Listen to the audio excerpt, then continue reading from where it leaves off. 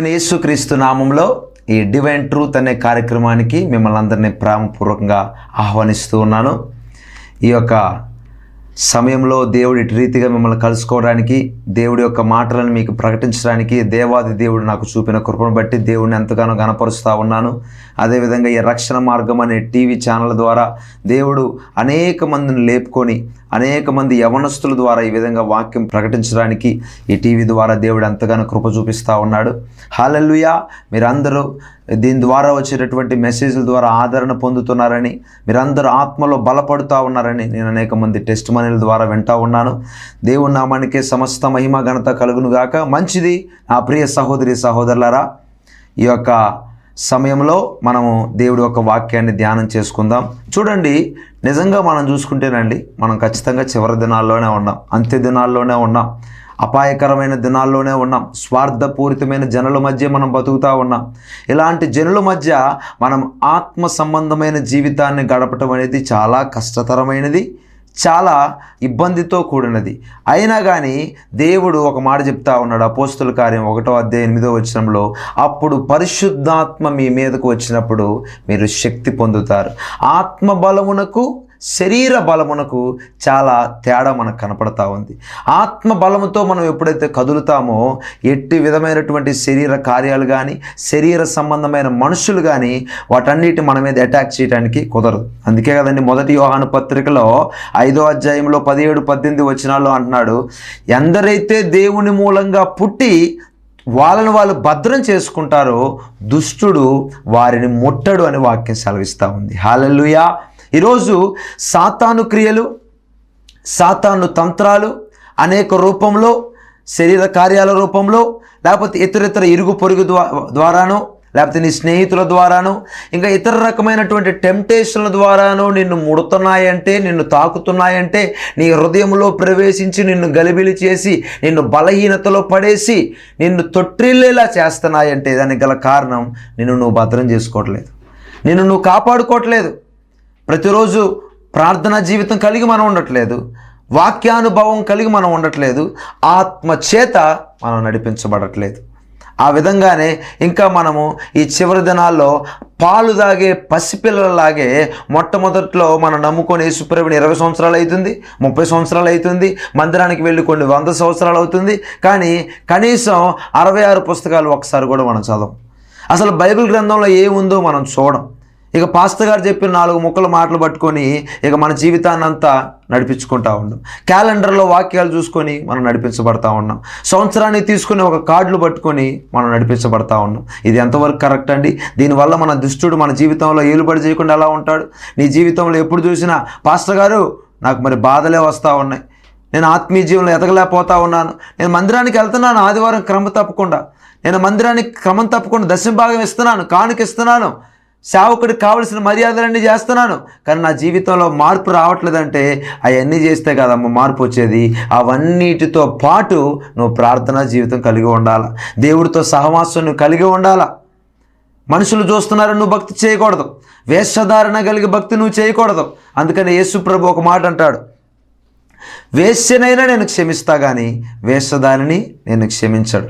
ఈనాడు క్రైస్తవ లోకంలో, ప్రపంచంలో ఉన్న క్రైస్తవ సమాజంలో కనపడుతున్న భక్తి ఏంటంటే వేషధారణ కలిగిన భక్తు. కాబట్టి ఈ వీడియో చూస్తున్న నా ప్రియ సహోదరి సహోదరుడా, ప్రియ యవనస్తుడా యవనస్తురాలా, నువ్వు ఎవరివైనా, చిన్నవాడివైనా పెద్దవాడివైనా ముసలివాడివైనా, మంచంలో నువ్వు పడుకొని ఉన్నా కానీ దేవుడు ఏం చూస్తున్నాడంటే నీ హృదయాన్ని చూస్తూ ఉన్నాడు, నీ ఆత్మీయ జీవితాన్ని చూస్తూ ఉన్నాడు. నీ శరీర అందాన్ని దేవుడు చూడట్లేదు, నీ పై రూపాన్ని దేవుడు లక్ష్య పెట్టట్లేదు. నీ లోపల ఉన్నటువంటి ఆత్మీయ జీవితాన్ని దేవుడితో నువ్వు ఎంతగా కనెక్ట్ అయి ఉన్నావు, ఈ చివరి దినాల్లో దేవుడితో ఎంతగా నువ్వు సహవాసం చేస్తున్నావు, భయభక్తులు కలిగి ఎంతగా నడుచుకున్నావు అనేది దేవుడు చూస్తూ ఉన్నాడు. కాబట్టి అట్టి విధంగా మీరు ఏం చేయాలంటే ప్రతిరోజు మిమ్మల్ని మీరు భద్రం చేసుకోవాలి. కనీసం అట్లీస్ట్ ఒక బ్యాంక్ దగ్గరికి వెళ్తేనే ఇంటికి తాళం వేసుకొని వెళ్తాం, భద్రం చేసుకుంటాం. కనీసం కొనుక్కున్న 1000 రూపాయలు వస్తూనే భద్రంగా బీరువాలో దాచిపెట్టుకుంటాం. అలాంటిది యుగ యుగాలు దేవుడితో ఉండవలసిన దేవుని ఆత్మను మనం భద్రం చేసుకోవద్దా అండి? కాపాడుకోవద్దా అండి? దుష్టుడి చెర నుంచి మనం విడిపించుకోవద్దా? విడిపించుకోవాలి. అట్టి విధంగా మీరందరూ ఉండాలని నేను ఎంతగానో ఈ యొక్క సమయంలో మీకు విన్నవించుకుంటా ఉన్నాను. పరిశుద్ధాత్మ దేవుడు మీ అందరికీ తెలియజేస్తా ఉన్నాడు. అట్టి కృప దేవుడు మీకు దయచేయునుగాక. ఆమేన్. హల్లెలూయా. వాక్యంలోనికి వెళ్దాం. ఈరోజు 2 పేతురు రాసిన పత్రిక 3వ అధ్యాయం 14వ వచనాన్ని మనం ధ్యానం చేద్దాం. ప్రియులారా, వీటి కొరకు మీరు కనిపెట్టువారు గనుక శాంతము గలవారై ఆయన దృష్టికి నిష్కలంకులుగాను నిందారహితులుగాను కనబడినట్లు జాగ్రత్త పడుడి. హల్లెలూయా. ఈరోజు ఈ వచనంలో మనం చూసుకుంటే చాలా మనం ధ్యానం చేయొచ్చు, కానీ ఒక విషయాన్ని ఈరోజు ధ్యానం చేయాలని పరిశుద్ధాత్మ దేవుడు ఈరోజు మనతో మాట్లాడుతూ ఉన్నాడు. ఇది పార్ట్ 1గా పార్ట్ 2గా మీకు లభిస్తుంది కాబట్టి దీన్ని కంటిన్యూగా మీరు వినాలని చెప్పి నేను అంతగానో ఆశపడతా ఉంది. ఈరోజు ఆశపడతా ఉన్నాను. ఈరోజు పరిశుద్ధాత్మ దేవుడు అక్కడ మన వాక్యాన్ని గమనిస్తే ఆయన దృష్టికి, ఎవరి దృష్టికి? దేవుని దృష్టికి ఇక్కడ ఎలా ఉండాలంటే మనం నిష్కలంకులుగాను నిందారహితులుగాను కనబడినట్లు మనము జాగ్రత్త పడుడి అంటుండే. హల్లెలూయా. 1 పేతురు రాసిన పత్రిక 2:9లో వాక్యం సెలవిస్తూ ఉంది, ఆ చీకటిలో నుండి ఆశ్చర్యకరమైన తన వెలుగులోనికి దేవుడు మన పిలిచి ఉన్నాడండి. ఆయన సొత్తైన ప్రజలుగా దేవుడు మనం పిలిచి ఉన్నాడు. ఒకప్పుడు ఆయన ప్రజగా మనం ఉండలేదు, కానీ యేసుక్రీస్తు ఎప్పుడైతే ఈ లోకానికి వచ్చి ఒకేసారి బలిగా మారి తన స్వరక్తాన్ని ఎప్పుడైతే కార్చాడో ఆయన ప్రజలుగా మనం మార్చబడ్డాం. హల్లెలూయా. కాబట్టి నా ప్రియ సహోదరి సహోదరులారా, ఈరోజు పరిశుద్ధాత్మ దేవుడు మనతో మాట్లాడుతున్న మన అంశం ఏంటంటే, దేవుని దృష్టిలో నీవు ఉన్నావా? దేవుని దృష్టిలో నీవు ఉండాలంటే ఏం చేయాలి? దేవుని దృష్టిలో నువ్వు పడాలంటే, దేవుని కనుదృష్టి, ఆయన ముఖకాంతి నీ మీద ప్రకాశించాలంటే నువ్వేం చేయాలి అని ఈరోజు పరిశుద్ధాత్మ దేవుడు ఈరోజు ఈ ప్రోగ్రాం ద్వారా నీతో మాట్లాడుతూ ఉన్నాడు. అవును కదండి.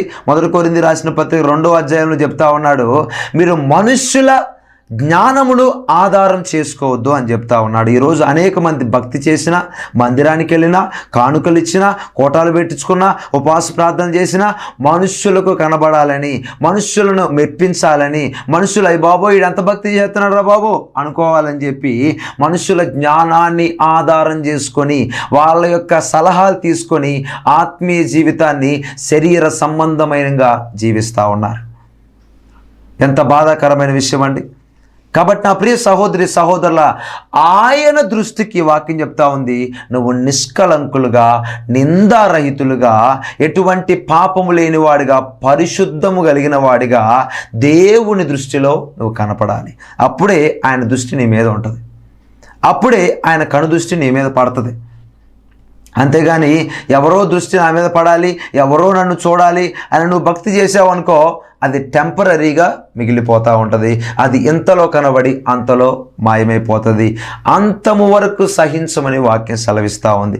చివరి వరకు నువ్వు సహించాలా. హల్లెలూయా.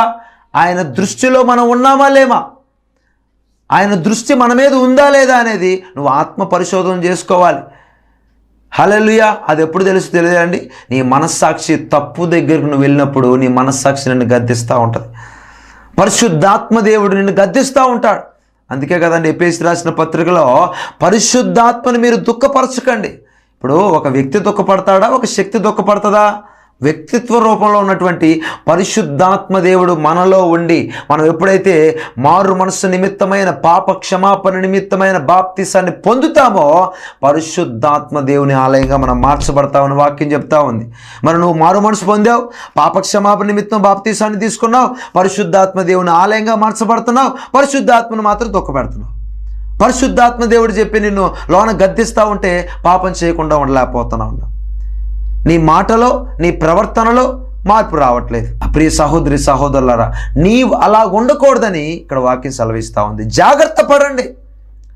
ఒక అలర్ట్ అనేది మనకి ఇస్తూ ఉంది. మన రోడ్డు మీద వెళ్తూ ఉన్నప్పుడు డేంజర్ బోర్డులు పెడతారు, అలర్ట్, ఈ మలుపు వద్ద మీరు జాగ్రత్తగా వెళ్ళవలను. అదేవిధంగా ఇక్కడ కూడా చెప్తా ఉన్నాడు పేతురు, జాగ్రత్త పడండి, అలర్ట్గా ఉండండి. దేని విషయంలో నువ్వు అలర్ట్గా ఉండాలి? నీ బ్యాంకులో డబ్బులు పోతాయనా, లేకపోతే నీకు సబ్స్క్రైబర్లు తగ్గిపోతారనా, లేకపోతే నీ యూట్యూబ్ ఛానల్ ఇంకా పేరు రావట్లేదనా, లేకపోతే నీ ఫేస్బుక్ ఇంకా డెవలప్ అవ్వట్లేదనా, లేకపోతే నా రీల్స్ ఇంకా అవ్వట్లేదని చెప్పా. ఈనాడు జనరేషన్ ఆ విధంగానే ఉందండి. ఈనాడు యొక్క తరం ఈ విధంగా కనపడతా ఉంది. లేకపోతే నాకు చర్చిలో ఈ స్థానం ఇవ్వలేదనా. నో నో నో, నువ్వు జాగ్రత్త పడాల్సింది ఏంటంటే ఆయన దృష్టి నీ మీద ఉందా లేదా, అసలు ఆయన నిన్ను చూస్తున్నాడా లేదా, అసలు ఆయన దృష్టిలో నువ్వు ఉన్నావా లేదా. ఇప్పుడు ఎమ్మెల్యేకి చాలామంది వస్తారండి, ఎమ్మెల్యే చుట్టూ చాలామంది చేరతారు, జైలు బాగానే కొడతారు, కానీ ఆయన దృష్టి కొంతమంది మీదే ఉంటుంది. ఏమండి, సీఎం దృష్టి కూడా కొంతమందే ఉంటుంది, ప్రధానమంత్రి దృష్టి కొంతమందే ఉంటుంది. అలాగే ఇంతమంది కోట్లాను మంది విశ్వములో ఆయన దృష్టి నీ మీద ఉందా? మరి ఆయన దృష్టిలో నువ్వు ఉన్నావా? ఆయన నిన్ను గమనిస్తున్నాడా? ఆయన నిన్ను నడిపిస్తున్నాడా? ఆయన మాటకు నువ్వు లోబడుతున్నావా? నిష్కలంకులుగా, నిందారహితులుగా కనపడినట్లు నువ్వు జాగ్రత్త పడుతున్నావా అని ఈరోజు పరిశుద్ధాత్మ దేవుడు ఈ ప్రోగ్రాం చూస్తున్న సూటిగా నిన్ను ప్రశ్నిస్తూ ఉన్నాడు, నిన్ను హెచ్చరిస్తూ ఉన్నాడు. ఈరోజైనా నువ్వు మారు మనసు పొంది ఆయన దృష్టిలో ఉండేటట్లు జాగ్రత్త పడమని పరిశుద్ధాత్మ దేవుడు చెప్తా ఉన్నాడు. హల్లెలూయా. కాబట్టి ఆయన దృష్టిలో మనం ఉండాలంటే కొన్ని విషయాలను మీకు నేను తెలియజేస్తా ఉన్నాను. అవి మీరు సరి చేసుకున్నట్లయితే, వాటిలో నువ్వు ఉన్నావా లేవని తెలుసుకున్నట్లయితే ఖచ్చితంగా దేవుని దృష్టిలో నువ్వు ఖచ్చితంగా ఉంటావు. నీ జీవితంలో ఆగిపోయిన ప్రతిదీ ఈ 2024 సంవత్సరంలో పరిశుద్ధాత్మ దేవుడు కార్యం జరిగించి వాటన్నిటిని మొదలు పెడతా ఉంటాడు. ఆమేన్. హల్లెలూయా. చూడండి, నిర్గమాకాండంలో మనం చూస్తే 13వ అధ్యాయము 3వ వచనాన్ని మనం చూద్దాం. మోషే ప్రజలతో ఇట్లనెను, మీరు దాసగృహమైన ఐగుప్తు నుండి బయలుదేరి వచ్చిన దినమును జ్ఞాపకం చేసుకొనుడి. హల్లెలూయా. మనకు తెలిసిన స్టోరీయే. ఇశ్రాయేలు ప్రజలు 430 సంవత్సరాలు దాసగృహమైన ఐగుప్తు బానిసలుగా ఉన్నప్పుడు దేవుడు మోషేను అహరోనును ఎన్నుకొని ఆ యొక్క ఐగుప్తులో నుంచి ఒకేసారి 20 లక్షల మందిని ఏమీ లేకుండా, ఒక్క డొక్కతో సహా ఏమీ లేకుండా మొత్తాన్ని బయటకు తీసుకొచ్చినట్టు మనకు కనపడతా ఉంది. 430 సంవత్సరాలు దేవుడి దగ్గర మూలుగుతూనే ఉన్నారు, దేవుడి దగ్గర అంగలారుస్తూనే ఉన్నారు, దేవుడి కోసం మాకు విడుదల దొరుకుతుందనే నమ్మకంతో వారు మూలుగుతూ ఉన్నారు. దానికి విముక్తిగా దేవుడు వాళ్ళ యొక్క మూలుగులను విని మోషేను లేపుకొని మోషే పొదలో నుంచి మాట్లాడి వాళ్ళందరిని విడిపించినట్టు మనం చూస్తూ ఉంటాం. హల్లెలూయా. కాబట్టి నా ప్రియ సహోదరి సహోదరులారా, అందుకే ఇక్కడ చెప్తా ఉన్నాడు నిర్గమాకాండం ఈ 13వ అధ్యాయంలో మోషే ప్రజలతో ఇట్లా అంటా ఉన్నాడు అనమాట. ఏమని?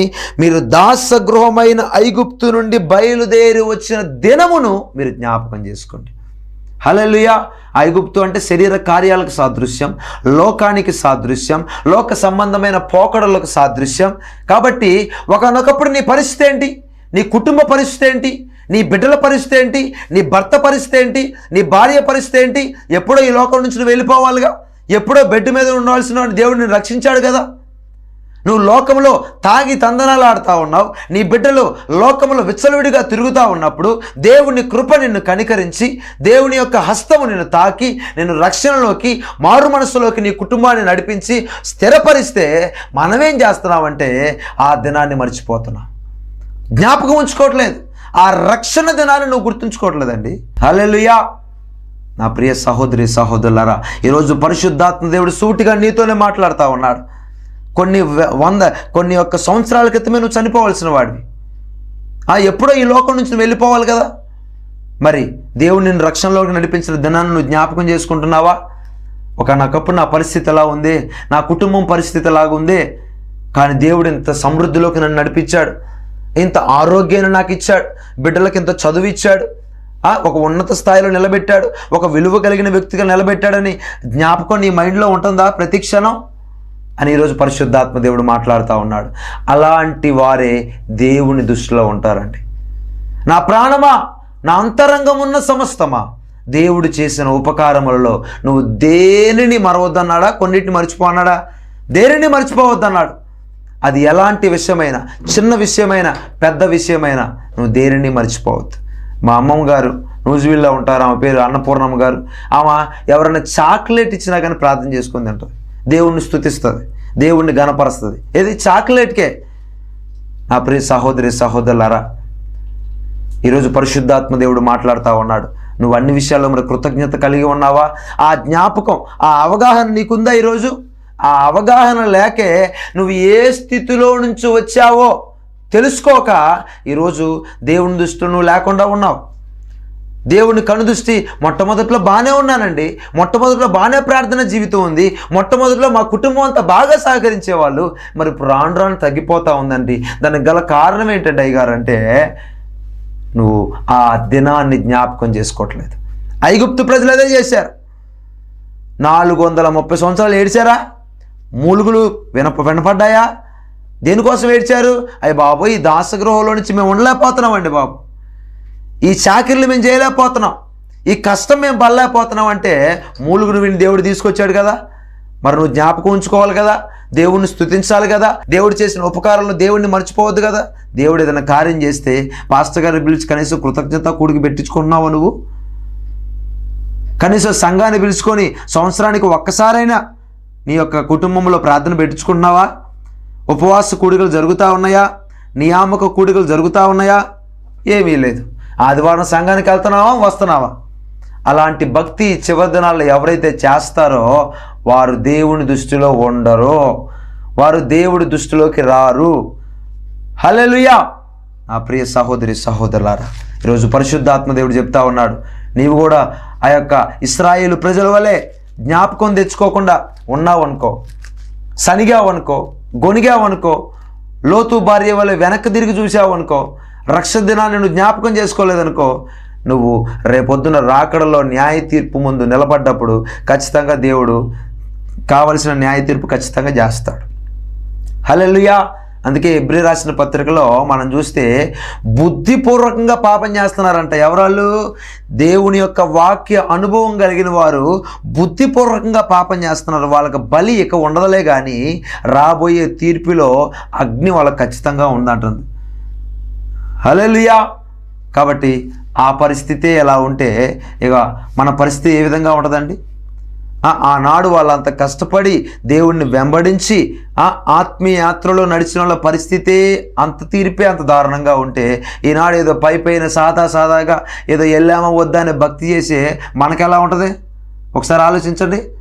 కాబట్టి నా ప్రియ సహోదరి సహోదరులారా, ప్రియమైన దేవుని పిల్లలారా, ఈరోజు పరిశుద్ధాత్మ దేవుడు ఈ ప్రోగ్రాం చూస్తున్న నీతో సూటిగా మాట్లాడుతూ ఉన్నాడు. దేవుడు ఐగుప్తు అనే బానిసలో నుంచి, లోకమనే ఆచారాల నుంచి, కట్టడలో నుంచి, దురాచారాలలో నుంచి, దురాశలో నుంచి దేవుడు నిన్ను విడిపించి ఈ స్థాయిలో నిలబెట్టాడే. ఒకనొకప్పుడు పూరు గుడిసెలో నువ్వు ఉన్నావు, ఇప్పుడు దేవుడు డాబాయిలు నీకు ఇచ్చాడు. అది నీ కష్టం వల్ల, నువ్వు పడ్డ కష్టం వల్ల. దేవుడు నీకు ఆరోగ్యం ఇవ్వబట్టే కష్టం. ఈరోజు అనేక మంది అంటారు, నా కష్టార్జితం అండి అని, నేను కష్టపడి సంపాదించానండి. మరి ఏమలో ఉన్న ప్రాణానికి రోజు ఎంత ఏమవుతుందో నాకు అర్థం కావట్లేదు. వేళలో ఉన్న ప్రాణానికి వీళ్ళెంత రోజు కష్టపడుతున్నా నాకు అర్థం కావట్లేదు. నా ప్రియ సహోదరి సహోదరులారా, ఆ దినాన్ని నువ్వు జ్ఞాపకం చేసుకోవాలి. హెబ్రీ రాసిన పత్రికలో మనం చూస్తే 3:15 ఏలయనగా మొదట నుండి మీకున్న విశ్వాసము అంతము మట్టుకు గట్టిగా చేపట్టిన ఎడలనే మీరు క్రీస్తులో పాలువారై ఉంటారు అని వాక్యం సెలవిస్తూ ఉంది. మత్తయి రాసిన సువార్త 24:13 అంతము వరకు సహించిన వాడెవడో వాడే రక్షించబడతాడని రాయబడి ఉంది. యోధా రాసిన పత్రిక 1:18 మన ప్రభు అయిన యేసుక్రీస్తు అపోస్తలులు పూర్వమందు మీతో చెప్పిన మాటలను జ్ఞాపకం చేసుకోండి. ఆదిమ సంఘములో అపోస్తులు ఏ విధంగా వారు ప్రతిరోజు సంఘాన్ని జ్ఞాపకం చేసుకుని, అపోస్తులుడైన పౌలు ప్రతి పత్రికలో మీ గురించి నిరంతరం మేము జ్ఞాపకం చేసుకొని కృతజ్ఞతా స్తుతులు క్రీస్తు యేసు ద్వారా తండ్రికి మేము చెల్లిస్తున్నామంటున్నాడు. హల్లెలూయా. ఈరోజు కనీసం నువ్వు సంఘం గురించి ప్రార్థన చేయడం పక్కన పెట్టు, నీ కుటుంబం గురించి ప్రార్థన చేయడం పక్కన పెట్టు, నీలో ఉన్నటువంటి ఆత్మ గురించి, ఆత్మ బలపడాలని ప్రార్థన చేస్తున్నావా? అందుకే కదా అపోస్తలుడైన పౌలు తిమోతికి, యవనస్తుడైన తిమోతి చెప్తున్నాడు, దైవ భక్తి విషయంలో నీకు నీవే సాధకం చేసుకో, నీకు నీవే ప్రాక్టీస్ చేసుకోవాలి ప్రతిరోజు. హల్లెలూయా. ఒక వంట రాకపోతే యూట్యూబ్ ఆన్ చేసి చూస్తావా? అంత ప్రాక్టీస్ చేసే నువ్వు ఆత్మీయ భక్తులు నువ్వు చూడవా? రోజు ఎన్ని యూట్యూబ్లో మెసేజ్లు వింటున్నావు, నువ్వు ఎన్ని టీవీల్లో మెసేజ్లు చూస్తున్నావు?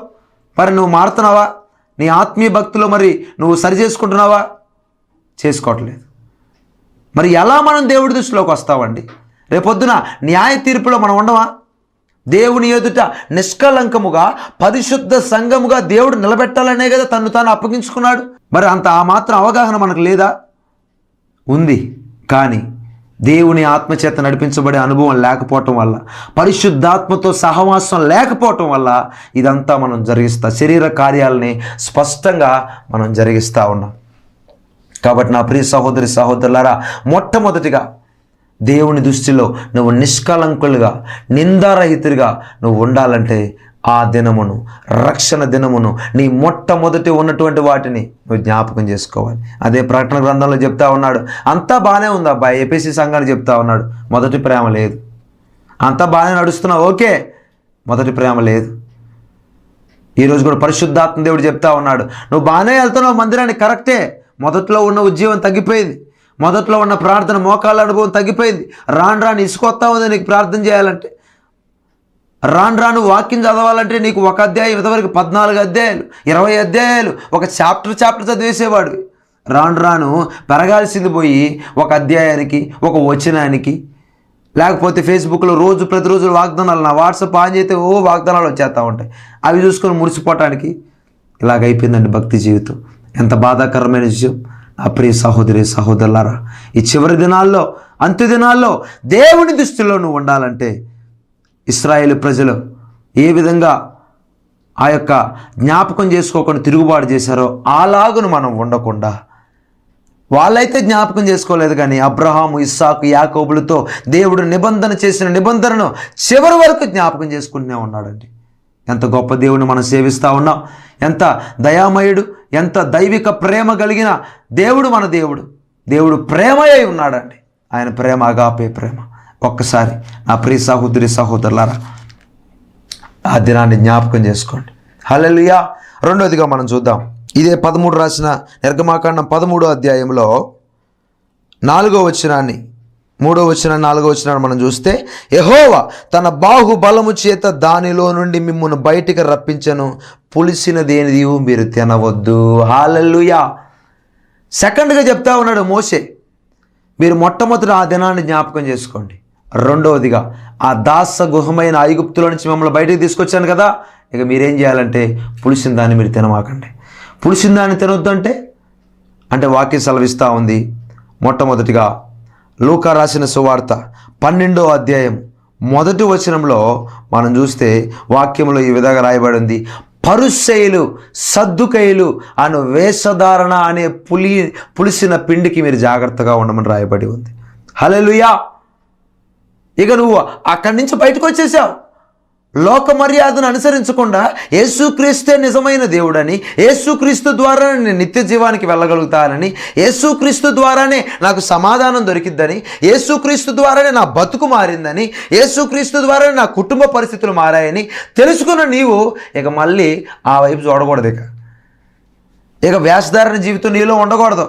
ఇక పైపైన భక్తి నీలో ఉండకూడదు. అయ్యి బాబాలు ఫీల్ అయిపోతారండి, వాళ్ళు ఏదైనా అనుకుంటారండి, మా చుట్టాలు ఇక ఇది తినపోతే ఏదైనా అనుకుంటారండి.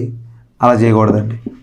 అలాంటి భక్తి వేషధారణ బైబిల్ కూడా చెప్తా ఉంది, ఉంటే అటైనా ఉండు, ఇటైనా ఉండు, చల్లగానైనా ఉండు, వెచ్చగానైనా ఉండు. నువ్వు వెచ్చని స్థితిలో నువ్వు ఉన్నావా, ఇక నీ పని అయిపోయినట్టే. నా ప్రియ సహోదరి సహోదరులారా, బైబిల్ ఎప్పుడు స్ట్రైట్ ఫార్వర్డ్గా మాట్లాడుతుంది. మొహమాటము లేని వాడవని తెలుసు అని పరిసయ్యులు, సద్దుకేయులే యేసుక్రీస్తు గురించి చెప్పారండి. నువ్వు మొహమాటం లేడని మాకు తెలుసయ్యా అంటున్నారు. బైబిల్ ఎప్పుడు దీంట్లో ఉన్నది చెయ్యలేక, దీంట్లో చెప్తున్న మాటలు అనుసరించలేక ఈనాడు అనేక మంది బైబిల్ చింపేస్తున్నారు, బైబిల్ ఇసిరేస్తున్నారు, బైబిల్ని తగలబెడుతున్నారు. ఏమండి, బైబిల్లో ఉన్నది చేయలేక. నా ప్రియ సహోదరి సహోదరులారా, మరి వాళ్ళకి నీకు తేడా ఏంటి? యేసుక్రీస్తుని నమ్ముకొని యేసుక్రీస్తే మా దేవుడు అండి అని చెప్పే నీకు వాళ్ళకి తేడా ఏంటి? పులిసిన దేశీయును తినద్దు, పులిసిన పిండిని గురించి నువ్వు జాగ్రత్త పడాలి. ఏంటంటే అది వేషధారణ. పరిసయ్యుల, సద్దుకేయుల ఆత్మ ఈ చివరి దినాల్లో సంఘములో పనిచేస్తూ ఉంది, అనేక మంది రూపాల్లో పనిచేస్తూ ఉంది. హల్లెలూయా. కాబట్టి నా ప్రియ సహోదరి సహోదరులారా, రెండవది, నేను దీని గురించి బ్రీఫ్గా చెప్పడానికి సమయం లేదు కనుక మీకు చెప్తా ఉన్నాను, జాగ్రత్తగా వినండి. నా ప్రియ సహోదరి సహోదరులారా, వేషధారణ జీవితాన్ని నువ్వు కలిగి ఉండవద్దు. ఇంకా ఏమన్నాడంటే 1 కొరింథీ రాసిన పత్రికలో మనం జాగ్రత్తగా గమనిస్తే 5వ అధ్యాయం 7వ వచనంలో, మీరు పులిపిండి లేనివారు గనుక క్రొత్త ముద్ద అవుటకై ఆ పాతదైన పులిపిండిని తీసి పారవేయండి. ఇంతేకాక క్రీస్తు అను మన పస్కా పశువు వధింపబడెను గనుక పాతదైన పులిపిండితోనైనను దుర్మార్గతయు దుష్టత్వమును నన్ను పులిపిండితోనైనను కాకుండా నిష్కాపట్యమును సత్యమును నన్ను పులియని రొట్టెతో పండగ ఆచరింతము. హల్లెలూయా. పులిపిండి అంటే మొట్టమొదటిది వేషధారణకు సాదృశ్యంగా ఉంది. వేషధారణ నీలో నుంచి వెళ్ళిపోవాలి, స్థిరమైన జీవితం నీలోనికి రావాలి. రెండోది ఈ పులిపిండి అనే దేనికి సాదృశ్యం అంటే ఇక్కడ రాయబడి ఉంది, దుర్మార్గత దుష్టత్వం అనే పులిపిండి నీలో నుంచి వెళ్ళిపోయి పులి అనే రొట్టె అంటే శరీరానికి సాదృశ్యం. ఆ రొట్టె యేసుక్రీస్తుకు సాదృశ్యం. అదే రొట్టెను మనం సంఘాల్లో విరిచి తింటా ఉన్నాం. ఆ క్రీస్తు అనే ఆ యొక్క రొట్టె, ఆ పులిపిండిని మనం ఏం చేయాలంటే ఆచరించాలి. పులిపిండి అనే వేషధారణ తీసివేసి, పులిపిండి అనే దుర్మార్గత దుష్టత్వం నీలో నుంచి తీసివేసి, పారవేసి, తొలగించుకొని పులిసిన రొట్టె అయినటువంటి క్రీస్తుని మనం ఏం చేయాలంటే ఆచరించాలి. హల్లెలూయా. కాబట్టి నా ప్రియ సహోదరులారా, అలా నీవు ఆచరించినప్పుడే, క్రీస్తును నువ్వు అనుసరించినప్పుడే, అపోస్తలుడైన పౌలు చెప్పినట్టు క్రీస్తును నేను పోలి నడుచుకున్న ప్రకారం మీరు నన్ను పోలి నడుచుకోండి అంటున్నాడు. అదేవిధంగా మనం కూడా ఏం చేయాలంటే ఆ విధంగా నడుచుకోవాలి, ఆ విధంగా మనం నడవాలి. అలా నడిచినప్పుడే దేవుని దృష్టికి నిష్కలంకులుగా, నిందారహితులుగా నువ్వు ఉండగలుగుతావు. దేవుని దృష్టిలో నువ్వు ఉంటావు. హల్లెలూయా. కాబట్టి నా ప్రియ సహోదరి సహోదరులారా, ఈ లోక పోకడలను నువ్వు అనుసరించొద్దిగా. ఆత్మ సంబంధంగా నేను ఏమన్నా గద్దిస్తున్నారా? నీలో ఉన్న తప్పులను బయట పెడతా ఉన్నారా? ఆత్మ సంబంధంగా నిన్ను గద్దిస్తున్నారా? లోబడు. వాళ్ళకు నువ్వు వ్యతిరేకంగా వచ్చి ఈడెవడరా బాబు నాకు చెప్పేది అని నువ్వు ఎప్పుడైతే అనుకుంటావో ఖచ్చితంగా నీ జీవితంలో బ్యాక్ స్టెప్ మనం వేస్తామండి. బాలుడైన సమూయేలు ద్వారా యాజకుడైనటువంటి ఏలికి బుద్ధి చెప్పించాడు దేవుడు. ఏమండి, చిన్న పిల్లవాడైనటువంటి దావీదు ద్వారా దేవుడు ఏం చేశాడు? వాళ్ళ అన్నలకు బుద్ధి చెప్పించాడు, గొల్యాతుకు బుద్ధి చెప్పించాడు, సౌలుకు బుద్ధి చెప్పించాడు. ఈ రోజుల్లో కూడా నా ప్రియ సహోదరి సహోదరులారా, ఎవరికి బుద్ధి చెప్పిస్తాడో తెలియదు. కాబట్టి ఎక్కడ మనం దేవుని ఒక వాక్యాన్ని విన్నా ఖచ్చితంగా మనం వినువారు మనం ఉండాలని వాక్యం సెలవిస్తుంది. యాకోబు రాసిన 1:19 చూస్తే, వీరు వినటానికి వేగిరపడాలి, మాట్లాడటానికి నిదానించాలి, కోపపడటానికి నిదానించాలి. ఎందుకంటే నరుని కోపము దేవుని నీతిని నెరవేర్చదని వాక్యం సెలవిస్తూ ఉంది. నా ప్రియ సహోదరి సహోదరులారా, పులిసిన పిండిని గురించి జాగ్రత్తగా ఉండండి. పులిసిన పిండి అంటే వేషధారణ గురించి జాగ్రత్తగా ఉండండి. దుష్టత్వం గురించి, దుర్మార్గత గురించి విడిచిపెట్టండి. ప్రసంగి అన్నాడు, బుద్ధిహీనంగా తిరగవద్దు, దుర్మార్గపు పనులు చేయొద్దు. నీ కాలానికన్నా ముందుగా ఎందుకు నువ్వు చచ్చిపోతావు? ఈరోజు అనేక మంది ఈయన దేవుడు తీసుకున్నాడండి, యాక్సిడెంట్ అయిపోయి చనిపోతాడు, సూసైడ్ చేసుకుని వెళ్ళిపోతాడు, ఇక వీటి టైం అయిపోయిందండి. కాదు. వాళ్ళు బుద్ధిహీనంగా తిరగటం వల్ల, దుర్మార్గపు పనులు అధికంగా చేయటం వల్ల వాళ్ళ కాలానికంటే ముందుగా వాళ్ళు చనిపోతూ ఉన్నారు. హల్లెలూయా. ఈనాడు అనేక మంది యవనస్తుల మరణాలు మనకు వినపడతా ఉంది, యవనస్తుల సూసైడ్లు మనకు కనపడతా ఉంది. ప్రేమికులు ప్రేమ అనే ఉచ్చులో పడి అనేక మంది మరణిస్తూ ఉన్నారు, దుర్మార్గతలో జీవిస్తూ ఉన్నారు. విచ్చలవిడిగా తాగుబోతుతనానికి, విచ్చలవిడిగా తిరుగుబోతుతనానికి, విచ్చలవిడిగా వ్యభిచారానికి లోనైపోయి దేవుడికి దూరం అయిపోయి ఈ లోకంలో వాళ్ళ కాలానికంటే ముందుగా వారు వెళ్ళిపోతున్నారు. మరి నీ పరిస్థితి, నా పరిస్థితి ఏంటి? ఒకసారి నా ప్రియ సహోదరి సహోదరుడా, ఈ వాక్యం చూస్తున్న నీవు దేవుడితో నీతోనే మాట్లాడుతూ ఉన్నా. దేవుడు నిన్నే హెచ్చరిస్తూ ఉన్నాడు సూటిగా. పులిసిన పిండిని గురించి జాగ్రత్తగా ఉంటున్నావా? మరి అలా ఉన్నప్పుడే ఆయన దృష్టిలో నిష్కలంకముగా, నిందారహితంగా నువ్వు ఉంటావు.